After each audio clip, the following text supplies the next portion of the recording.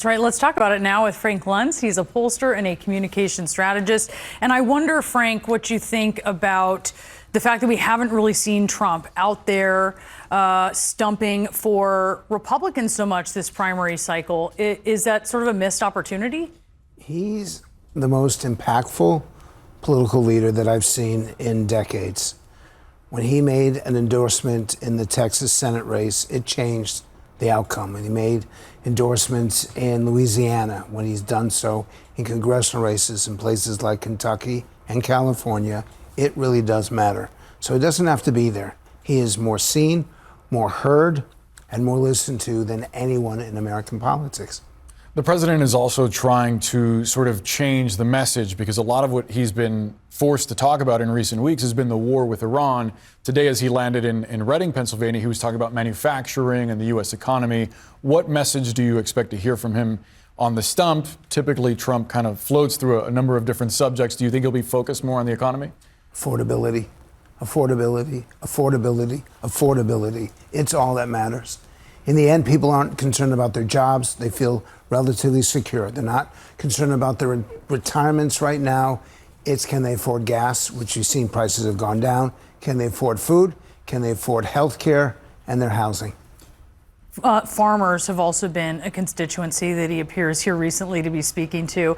And it's curious because he's talking about the unfreezing of Iranian assets. And he's saying that that money would be used exclusively to buy American farm products. He's talking to a constituency that's had it pretty difficult. I wonder how you're seeing that messaging. It's essential for him because that's who Republicans are up for re-election. And if he loses the farm constituency, he loses the votes and the people who matter most in his effort to keep both the House and the Senate. And if he loses both chambers, there's a lot at stake for him. Well, I hear some people talk about oversight. Other people talk about accountability. I consider it much more of a proctology exam that they will look at. That Congress would be doing. Oh my God! The president would be more. It would be very difficult for him, because impeachment would start on day 1, day 2, day 3, day 10, day 100, and nothing would get done. And I don't think that's good for the country. That in the end, at some point, you have to put aside politics to do policy. And if you have a Democratic House and Democratic Senate with a Republican White House, with the leadership that they have right now, I don't see anything getting done.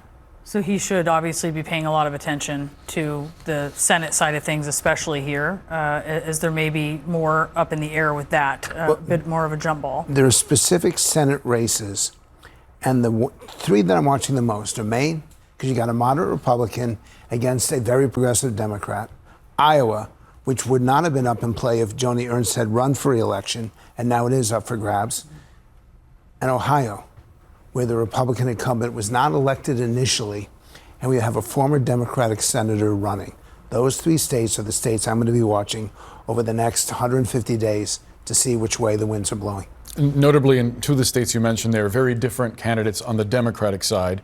Sherrod Brown in Ohio, sort of more establishment, a more sort of moderate Democrat, you could argue. Graham Plattner, very different. Which argument do you see winning in the Democratic Party? Where do you see the future of the party headed? Does it have to be the kind of party that maintains both?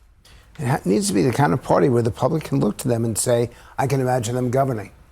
I could imagine them being in charge. And the issue for the Democrats right now is do they play to their base, because their base is very left-wing, very progressive, and very outspoken. And they really want to get revenge. It's not just being against Donald Trump, it's punishing him. Or do they want to go with a softer, quieter Democratic Party, which the activists don't want, but your middle-of-the-road voter, your centrist, is looking for? We don't know which side is going to control in November. It's not clear right now. And in the end, we're not going to know who's going to be running the Democratic Party until they start to vote for president. And that's now more than a year away. A lot to watch as we are getting much closer to November. Frank Luntz, always great to have you. Thank you so much.